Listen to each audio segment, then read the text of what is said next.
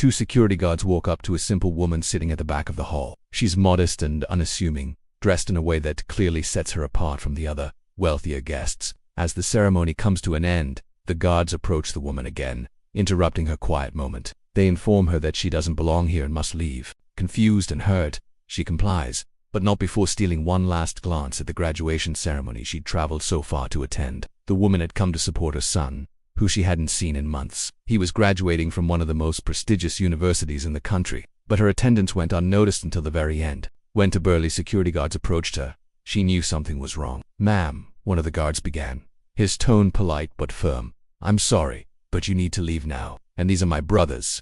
We're here to pick you up." The woman hesitated for a moment, then took his hand. As she did, she noticed the distinctive insignia on his uniform, the emblem of the Navy SEALs. Suddenly, everything made sense. Startled, the woman looked around, confused. "Why? What did I do?" she whispered, her eyes welling up with tears. The 6 SEALs surrounded her, forming a protective circle. The lead SEAL turned to the crowd, his voice echoing with authority. "I want everyone here to turn around and look at my mother," he said. "No, you didn't do anything wrong, ma'am," the guard replied gently. The SEAL continued, "For the past 6 years, she has endured countless sacrifices, bearing the weight of worry and loneliness, as I and my 5 other brothers put our lives on the line every day. Today, she stands here as the most honorable guest, a testament to her strength and resilience. If any of you ever find yourselves judging another parent, I suggest you take a closer look."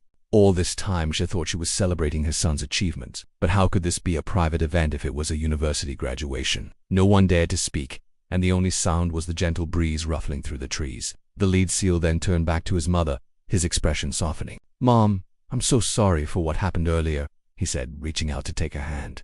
"But we had to protect you. Our mission was compromised, and we couldn't risk anyone knowing." Confused and hurt, she gathered her things and slowly made her way to the exit. It was a moment filled with emotion, respect, and gratitude. The crowd, once judgmental and whispering, now stood in stunned silence, their faces a mixture of awe and shame. 6 men in black uniforms walked in, their faces stern and imposing. The crowd's murmurs instantly hushed. "It's just that this is a private event and you don't belong here. I'm sorry, but you have to leave now." Outside, on the manicured lawns, the warm applause of the ceremony still echoed.